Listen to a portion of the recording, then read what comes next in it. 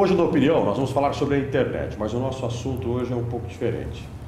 Todo mundo fala que a internet é terra de ninguém, se pode fazer tudo e quem faz, como ofensas, até mesmo quem provoca e age de forma criminosa, raramente é punido. Será? Quem vai responder um pouco dessas perguntas para nós hoje é Leonardo Pacheco, advogado especialista em direito da internet. E é com ele que eu estou aqui na Opinião. Leonardo, bem-vindo à Opinião. Obrigado, Júlio. Quando se fala de internet, a gente tem aquela frase que agora há pouco comentei, é terra de ninguém. É terra de ninguém, Leonardo? Não. Felizmente, a internet não é vista, não é tida como uma terra de ninguém, como uma terra sem lei. Hoje, mesmo com o Código Penal de hoje é de 1940, já tem 71 anos. Hoje, mesmo com este Código Penal, é possível que nós apliquemos este código antigo, porém ele não se encontra tão defasado assim e é possível que se puna um eventual delito praticado. Agora, como que um código de 1940, no meio de tanto desenvolvimento, tecnologia, modernização, ele é eficiente ainda? Eu dou um exemplo seguinte, você está andando na rua, vem uma pessoa, encosta em você e fala, eu vou te matar. Quando ele fala isso, ele está cometendo um crime que está previsto no Código Penal. É ameaça, é o artigo 147, que ele fala, ameaçar alguém de mal injusto e grave. Morte, tenho certeza grave, que é um mal injusto e muito grave. Então, ele está ameaçando. Você vai pegar a pessoa, vai pegar no braço, chamar uma polícia, falando, polícia, olha só, ele está aqui me ameaçando, ele é preso em flagrante. Por exemplo, e se por um acaso você essa mesma ameaça, se a mesma frase é feita, por exemplo, com uma carta, você recebe uma carta falando, você não sabe, você não está vendo quem foi, mas a polícia vai identificar, você vai comentar à polícia, olha só, recebi uma carta falando que alguém quer me matar. A polícia vai identificar, vai ver, eu vou ver a caligrafia de quem é, vou ver a impressão digital, se tem alguma coisa no selo, vai fazer qualquer coisa para identificar, para descobrir quem foi que fez. O cara que vai lamber o selo, né? Vai lamber o selo, vai deixar o DNA ali, né? Ele vai identificar quem foi, identificou e pune a pessoa por esse delito, por esse crime feito. E na internet é possível identificar? Por que com e-mail é diferente? Não é diferente. Se eu mando um e-mail para você falando, Gilson, eu vou te matar, a pessoa vai identificar, vem cá, qual foi o IP que saiu? É um mecanismo de rastreamento, o IP é o endereço, de onde saiu este e-mail? Foi do endereço tal. Chegando nesse endereço, ele vai identificar qual foi o provedor, a operadora de telefone que está vinculada a esse número. Foi da operadora X. Aí eles vão perguntar, operadora X, me diz o seguinte, tal hora, tal dia, quem é que estava usando essa conta? Essa conta é o número, o telefone tal, que fica no endereço tal, chegou a pessoa. Agora, Leonardo, nesse mundo real, comparado com o mundo virtual, no mundo real nós temos algumas limitações que são as relações concretas, físicas, materiais e não cometer crimes. No mundo virtual, parece que todas essas barreiras desaparecem. Inclusive, a maior parte de nós mente na internet. Não desaparece. O que eu falo é o seguinte, hoje nós estamos passando com a internet o que há alguns anos atrás, muitos anos atrás, nossos antepassados passavam com o surgimento da televisão, com o surgimento do rádio. Eu tive um professor na faculdade que ele foi um dos primeiros no Brasil, ele era juiz de direito, ele foi uma das primeiras pessoas no Brasil a realizar uma audiência com webcâmera, pela internet. O preso lá no presídio e ele no fórum. E ele falando das maravilhas, falando, olha, economiza transporte de preso, ele falando um monte de coisa. E ele tinha várias pessoas que eram contrárias, vários juízes, embargadores que eram contrários a isso. Ele falava, não, você não consegue transmitir emoção pela câmera, é importante que o juiz perceba a emoção da pessoa que ele está interrogando e tudo mais. Eu falo, eu tenho um sobrinho uma sobrinha que ela, quando ela era criança, tinha 3 anos de idade, ela via o Fluminense fazendo gol lá, ela gritava de alegria, gol, gol, gol, gol, gol. Transmitia uma emoção pela televisão, poxa vida, se você não quer, né? Como que você vai negar isso? Então, os filmes estão aí para isso. Os filmes estão aí para isso. Os dramalhões. Então, é o medo do novo, é o medo da mudança, é o receio de como que vai proceder, como que você vai... Nossa, como que eu vou me deparar nessa situação? Quando, assim, é preciso que tenha alguém que fala, vamos manter a calma? Tem jeito, tem solução. Então, essa personalidade que ocorre na internet, essa pessoalidade que acontece na internet, ela vai ter as mesmas consequências dessas relações reais, concretas, físicas que nós temos. As mesmas consequências, as mesmas consequências. Não há diferença alguma uma pessoa que ofende uma outra pela internet para uma pessoa que ofende outra numa reunião de condomínio. Não há diferença nenhuma de uma pessoa que está na rua, fala eu vou te matar, e uma pessoa que manda um e-mail falando eu vou te matar. Mas ainda há muito abuso, falta punição? Há um desconhecimento. Há um desconhecimento e um receio justamente por isso, pelo novo. É claro que assim, eu sempre falo, olha, a gente não precisa de uma legislação nova. Claro, uma legislação nova, uma legislação mais moderna vai ser benéfica. Não estou negando o benefício que uma legislação nova vai trazer para as relações na internet. Mas enquanto a legislação nova não vem, a gente vai aplicando a velha e que vai ao contento. Não é algo que engessa a internet, não é nada que engessa a punição das pessoas e tudo mais. No mundo real há muita impunidade. A gente vive falando o tempo todo da bendita da impunidade. Na internet essa impunidade é o cúmulo. Eu discordo. Eu acho que, primeiro, até tem uma coisa que a gente faz uma diferença. No mundo real, como se a internet não fosse real, a internet faz parte do nosso mundo hoje. A internet faz parte. Você vê criança hoje em dia. Ontem mesmo veio um instalador de TV a cabo lá em casa, ele estava falando do filho dele, que o filho dele ainda usa fralda, mas pega o notebook lá e já está usando, já está aquela coisa. Você vai falar que aquele menino já tem uma vida virtual? Não, ele tem a vida dele. A nossa vida, nós temos a nossa vida, nós não temos essa diferença de vida virtual, de vida não sei o quê. É a nossa vida, eu não faço essa distinção. E, é claro, com a internet, algumas condutas se tornam mais propícias. Por exemplo, é muito mais fácil você se passar por outra pessoa na internet do que você se passar por uma pessoa ao vivo, né? Então, você tem essas peculiaridades da internet que estão afetando estão modificando o nosso jeito de viver. Agora, quem usa a internet deveria estar ciente de que todas essas regras, Código Penal de 1940, funcionam. Elas deveriam sentir na pele quando elas estão lá na frente de um teclado, em que somente digitar, você parece não ter muito compromisso, dá um clique e pronto, você faz o que você quer. Como ter este controle entre uma ação tão danosa, quanto se fosse, vamos dizer assim, física, né? Eu tenho dificuldade de achar que isso é tão real quanto que essa ação na frente do teclado é tão perigosa, tão nociva, e eu senti isso na frente do teclado, como eu sinto no dia a dia, no trânsito, por exemplo. A diferença é que na internet, eu falo, nada consegue ser escondido da internet. Se por um acaso eu estou aqui nessa sala, só com 3 pessoas nessa sala, nós estamos aqui na sala, e um ofende o outro, só as 3 pessoas que tomaram conhecimento dessa ofensa. Na internet, todo o universo de pessoas que estão conectadas junto com você, elas vão tomar ciência. E, além do mais, se alguém pesquisar, num mecanismo de indexação, se pesquisar no Google, por exemplo, ele vai encontrar ali. Então, assim, o que a gente fala, né? É o que está escrito, fica marcado na pedra. Sim. Na internet, mais ainda, porque mesmo se você algum dia quebrar a pedra, mesmo se você tirar a página do ar, não é, que é o caso da internet, ainda assim há a possibilidade de você buscar aquilo que foi deletado. Assim, e chegou para todo mundo uma cópia daquilo que foi feito? Chega para todo mundo uma cópia e não há como você excluir, não há como, é impraticável você tentar excluir totalmente da internet um conteúdo. No futuro, uma boa parte de nós seremos punidos por isso? Ou seja, uma boa parte de nós vamos estar cientes de que estamos cometendo ou não um crime na internet? Não sei. Isso daí eu não faço a menor ideia. Porque, assim, hoje, no presente, uma boa parte de nós sabe que você dirigir alcoolizado é crime? Deveria. Deveria. Mas uma boa parte de nós, por exemplo, quando você citou lá atrás, se eu parar na rua você e falar assim, olha, Leonardo, eu vou te matar. Eu sei que eu estou fazendo uma ameaça. Aí eu pensaria 10 vezes. Teria que ser um motivo muito forte. Na internet as pessoas parecem não ter muito motivo para fazerem uma ameaça. Porque não é? Tem um cineasta, o Sam Peckinpah, né, que ele fala, né, que o anonimato é a arma dos covardes, né?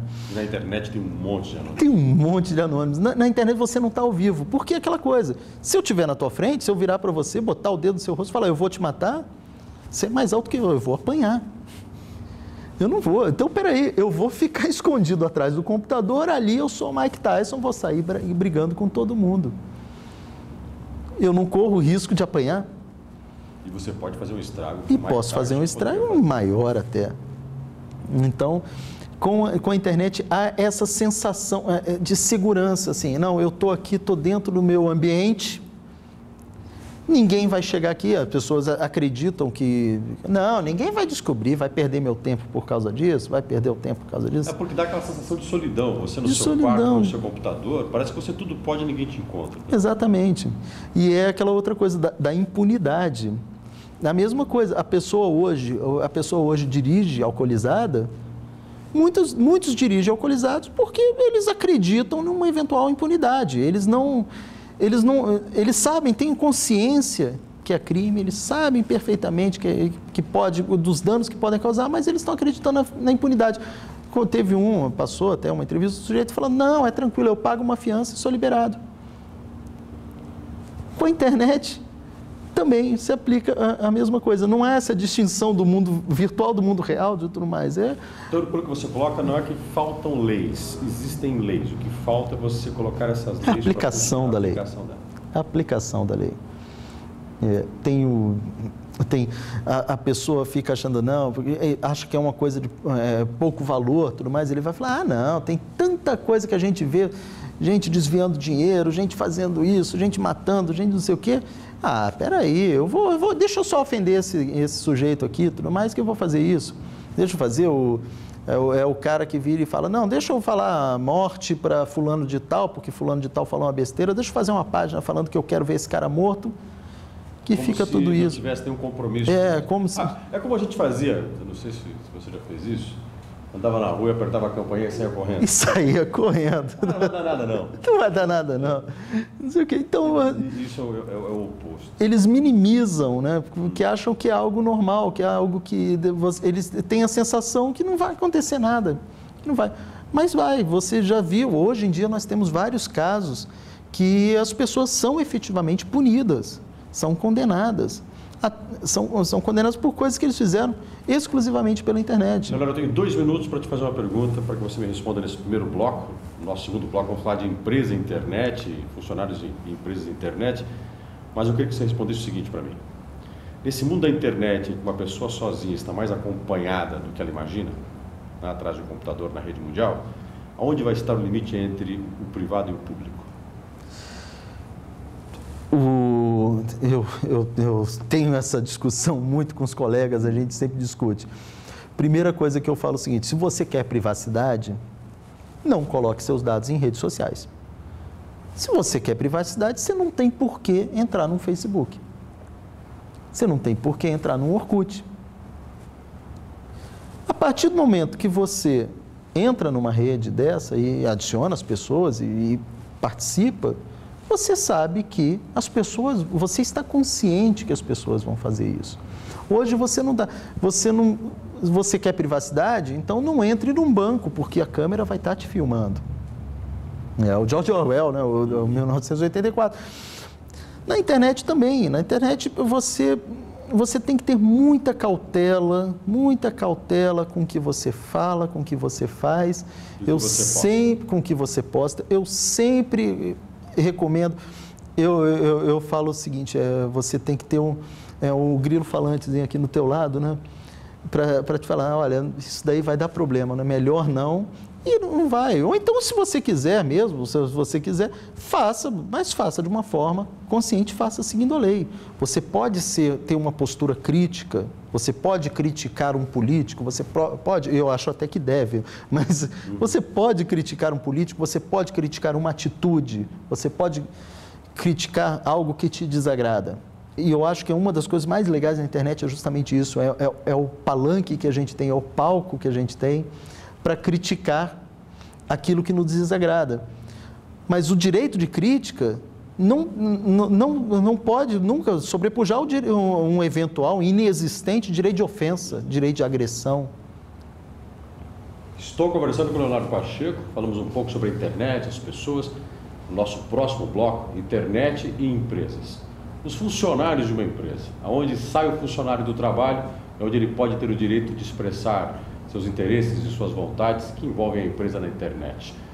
Daqui a pouquinho a gente volta com o Leonardo Pacheco, Direito na Internet.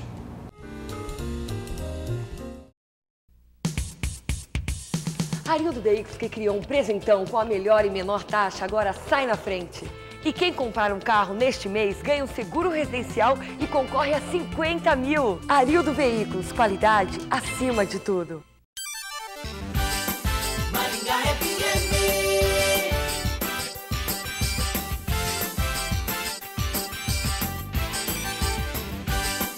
Maringá FM. Maringá FM.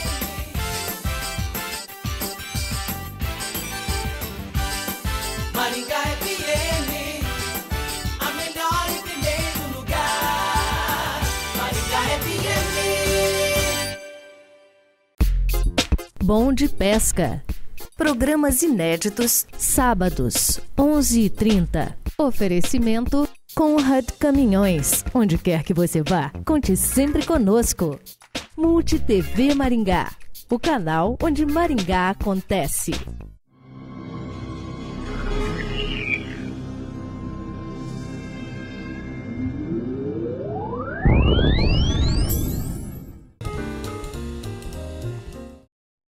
O Opinião está de volta. Hoje estamos conversando com o Leonardo Pacheco, advogado, especialista em direito na internet. E nós vamos falar um pouquinho agora nesse bloco sobre as empresas, a internet, os indivíduos que trabalham na empresa e usam a rede mundial. Mas antes disso, acabei me esquecendo de comentar com o Leonardo no bloco passado, é o bendito do anônimo na internet. Muitas pessoas postam críticas e colocam lá anônimo, não se responsabilizando. Me fala um pouco desse bendito anônimo. A questão do anônimo é uma questão bem controversa, é difícil você identificar isso. A Constituição, ela proíbe, ela veda, expressamente ela veda o anonimato. Mas você pega a própria Constituição e o Código Civil, ela permite a utilização do pseudônimo. Fernando Pessoa já utilizou o pseudônimo, Chico Buarque já utilizou o pseudônimo. A utilização do pseudônimo não é ilegal, é permitida. A lei garante, inclusive, sigilo ao pseudônimo, exceto quando ele pratica crime. Eu, por exemplo, vamos supor que eu adote o pseudônimo de Julinho da Adelaide, que foi, o Chico Buarque já adotou esse pseudônimo uma vez. E estou publico um site na internet, blog do Julinho da Adelaide, e publico as coisas ali. Esse blog, muita gente chama de blog anônimo. Não, ele não é anônimo, é um pseudônimo. A pessoa, quando chegar, se por um acaso estiver cometendo algum crime neste blog, cometendo um crime, se eu, por exemplo, difamar alguém, injuriar, caluniar alguém, judicialmente vai se buscar quem é o responsável por este blog. Vai falar, olha, quem é o Julinho da Adelaide? Cometeu isso. Isso é crime? É crime. Busca quem foi. Então, aquilo que se faz, por exemplo, no comentário de uma postagem, e que as pessoas colocam lá um comentário extremamente ofensivo, e no final colocam anônimo, é crime. Aí que tem a grande... É crime, só que tem uma grande diferença. Ele coloca o anônimo. O que eu faço o raciocínio é o seguinte, o pseudônimo dele é anônimo. Então não tem como pegá-lo? Tem. Porque ele fez a ofensa. Ele fez a ofensa, você vai judicialmente identificar quem é a postagem que assinou como anônimo em tal hora, tal dia, tal hora, quem fez esta postagem, qual é o IP, como eu já tinha dito no primeiro bloco. Chegando no IP, vai para a companhia telefônica, vai identificar qual é a linha que está vinculada e identifica o autor da linha, o dono da linha, o responsável por ela, pela postagem. E pega-se o anônimo. E pega-se o pseudônimo do anônimo. Conversando com o Leonardo agora, quero falar um pouquinho de empresas. As empresas estão na internet. Antes de falar um pouquinho sobre os funcionários que trabalham numa empresa ligada na rede mundial, e podem ser uma vitrine desta empresa, falar bem ou mal dela, eu queria falar sobre os sites de compra coletiva. A febre do momento. Compro um produto que vale 100, compro por 30, né? Compro em grande quantidade e às vezes eu posso comprar algo que me dê problemas. Eu vou usar um exemplo que você me deu e aí você explica. Eu vou a um restaurante, no jantar que eu pagaria normalmente R$60, eu pago R$15. Janto e passo mal porque a comida me fez mal. E aí? Isso é um tema que, quando eu falo, muita gente se assusta até. O site de compra coletiva, acreditem ou não, também tem responsabilidade sobre isso. Sobre o que ele vende. Sobre o que ele vende. O dono do site de compra coletiva pode até falar, mas peraí, eu não tenho nada a ver com isso, eu não sei nem cozinhar, né? Uhum. O restaurante não é eu lavo minha mão 3 vezes ao dia, puxa vida, por que que culpa tenho eu, né? Ou põe uma tarjazinha dizendo que não é responsável pelas coisas que não adianta. Ele participou da cadeia de consumo, que é o que a gente fala no Código de Defesa do Consumidor, determina que ele participou da cadeia de consumo, e participando da cadeia de consumo, ele é responsável. Você compra um produto estragado no supermercado. O supermercado é responsável por isso. Você compra um carro que veio com defeito, veio com vício. A concessionária que te vendeu o carro, ela é responsável por isso. Depois ela pode muito bem entrar regressivamente contra no caso da concessionária, contra a fábrica. Fazer o efeito dominó. O efeito dominó. Mas pela lei, pelo Código de Defesa do Consumidor, primeiro resolve o problema do consumidor, que é quem está em posição de hipossuficiência na cadeia. O consumidor sempre vai ser menos favorecido, né, tem menos poder econômico do que o fornecedor. Então você coloca, primeiro o fornecedor resolve o problema do consumidor, depois o fornecedor resolve o problema do outro fornecedor dele. Uma pergunta, vamos supor, voltando ao exemplo do restaurante, né? Eu vou fazer então a colocação dos jantares do seu restaurante no meu site de compra coletiva. Eu tenho que tomar o cuidado de fazer um contrato contigo, de passar a responsabilidade dos seus produtos que eu vou anunciar no meu site? Você é o dono do site e você é o dono do restaurante. Sim, tem que ter contrato. Mas é aí que eu passo fato de você passar a responsabilidade não altera em nada a lei brasileira que determina se o produto for entregado com defeito, aquele que participou da cadeia de consumo é responsável por ele. Não adianta em nada eu fazer um contrato contigo falando o seguinte: olha, se algum dia eu fizer besteira e contaminar a comida e servir para um cliente, você não tem nada a ver com isso. O cliente não fez contrato com você. Quer dizer, eu estou isentando. Você está porque foi no meu site que ele entrou em contato com o seu produto. Foi por intermédio do seu site que ele entrou em contato pelo produto. Há o caso também desses sites de leilões que tem na internet. Se eu compro no site de leilão e não recebo o produto, quem é responsável? O cara que vendeu e solidariamente o site que vendeu. Porque o site de leilão, ele dá aquela chancela, né? Ele fala, olha, compre conosco que aqui é seguro, venha comprar com a gente que nós somos mais conceituados. E da mesma forma, você tá confiando no prestador de serviço quando faz isso. Entendeu? E cada vez mais as pessoas estão procurando os sites para fazerem compras. Elas têm dimensão disso? Alguns acreditam que não. Por quê? Os donos do site, eu presumo que, desconhecendo a lei, eu presumo isso, mas porque a boa-fé é sempre presumida, né? Eles colocam um aviso ali no site falando o seguinte: olha, não nos responsabilizamos pela prestação do serviço que foi contratado. Ele coloca ali falando, somos apenas intermediários. Não temos nada a ver com isso. Mas tem. Aí a pessoa, o consumidor, desconhecendo a lei, está escrito que eles não se responsabilizam, acabam deixando para lá. Pelo desenho que nós estamos agora começando, me parece que montar um site para vender um produto meu na internet envolve fazer uma consulta com um advogado especializado, envolve muito mais do que isso, ter muita noção de qual é os riscos que você corre Quais são as responsabilidades que você tem ao montar uma empresa virtual? Isso é uma das coisas que contribui para a má fama dos advogados, né? Porque a gente fica com o apelido, o doutor não pode. Porque a gente alerta, o nosso trabalho é justamente alertar o empresário dos riscos que ele corre. Olha, você fazendo isso, você vendendo no site, por exemplo, no site de compra coletiva, você está correndo o risco de que se o seu parceiro fizer alguma coisa de errado, você vai ter que indenizar o cliente. Então, o correto, o que é fazer? É botar no contrato um mecanismo de reparação, caso ocorra esse dano. E se preparar para isso, porque você tem essa responsabilidade. Se preparar porque você tem. Agora, vamos falar um pouquinho do funcionário na internet de uma empresa.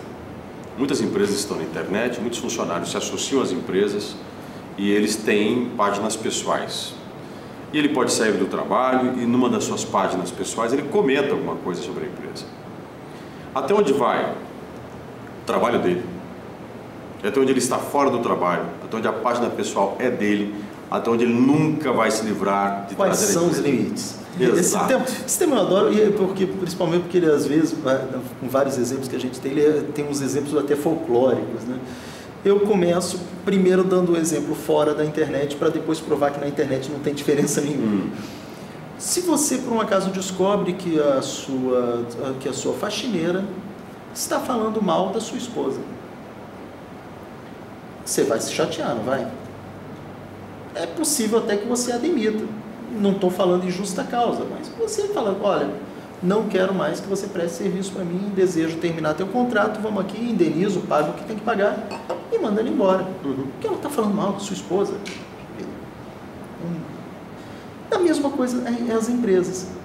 Imagine que você chegue, você está numa empresa e vê um funcionário falando mal da empresa. Nós tivemos um caso, foi no ano passado, de um repórter que era o editor de uma revista que falou mal de outra revista também. Nossa, essa revista é tendenciosa, essa revista faz isso, tudo mais, subverte os fatos, é aquela revista mais vendida, a imprensa golpista, começou a falar aquele monte de coisa. Só que quando você vai ver, esse repórter é de uma determinada revista e a outra, elas fazem parte da mesma editora, é do mesmo grupo editorial. Você vai querer ter alguém que te chama principalmente o trabalho da imprensa, que é a credibilidade, que o cara que fique falando para você que você subverte, faz que você mente, que você distorce, é direito do empregador demiti-lo. É o bom senso que a pessoa tem que ter. Se informar um pouquinho, saber o que é e o que ele está trabalhando. Não há nada de errado, por exemplo, a gente volta no trabalho um dia, a gente bota na rede social, nossa, tive um dia de cão hoje, nossa, o dia foi tenso, tudo mais.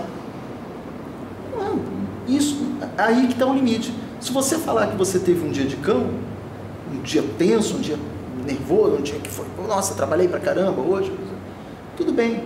Agora, quando você fala, por exemplo, que um determinado seu chefe está explorando, o chefe está fazendo, já é algo mais grave. É algo mais grave. E volta o grilinho falante que tem que ficar tem que ter esse grilinho no ouvido falando, não faz isso, que vai dar problema. Tem outras coisas, mas eu tô fora, tô na minha casa, eu tô no horário de folga e tudo mais. Poxa vida, nunca ninguém tá... Se por um acaso um funcionário meu, um estagiário do meu escritório, se eu pego o cara fazendo besteira na rua, fazendo alguma coisa que não deve, tudo mais, é claro que eu vou talvez não demiti-lo, mas eu vou chamar a atenção, ou até mesmo demiti-lo. É direito meu. É direito. Porque ele pode ferir a imagem de uma instituição. Pode ferir a imagem, que trabalha, daqui a pouco você fica associado com a pessoa que comete essa determinada coisa, é algo que é desagradável. E vai ficando cada vez mais agradável, pelo que você fala, voltamos a repetir, que a internet envolve muitas pessoas. E quando você faz uma ofensa, não é uma ofensa privada, ela fica uma ofensa coletiva em grandes proporções. Tivemos um caso, eu sempre cito caso, né, quando eu vou citando, nos Estados Unidos, um funcionário que foi pego fora do trabalho e tudo mais, terminou lá, ele tirou umas fotos, botou no Facebook, porque ele tomando banho dentro de uma panela do restaurante. fazendo graça, tomando banho dentro de uma panela. Poxa, aquilo dali é o suficiente para dar uma demissão, até por justa causa. Até por justa causa, você está fazendo um negócio desse. Você não pode, é a imagem da tua empresa. Imagina os clientes que foram afetados daquilo dali, viram e falaram, nossa, eu almocei lá ontem. Que coisa, que horror. Imagina a sensação da pessoa quando vê, puxa, eu almocei lá ontem, meu Deus do céu. E você vê o cara na panela do cara restaurante. Na panela, tomando banho numa panela.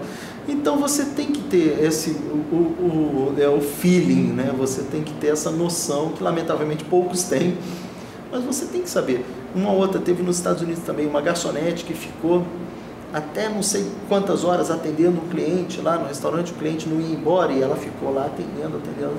No final o cliente foi lá e deu $1 de gorjeta. Aí ela escreveu no Facebook dela, pessoal, puxa vida, fiquei até meia-noite e pouco para ganhar $1 de gorjeta, que miserável, que sujeito miserável, pão duro, não sei o quê. O sujeito provavelmente não viu essa postagem, mas puxa vida, imagine só como que é desagradável para os clientes desse restaurante, eles olharem aquilo e falarem, nossa, o que essa mulher fala de mim? Ou seja, ela, de uma certa forma, prejudica não só ao cliente que ela citou ou não citou, mas a imagem dela como profissional. A imagem dela como profissional e a imagem da empresa.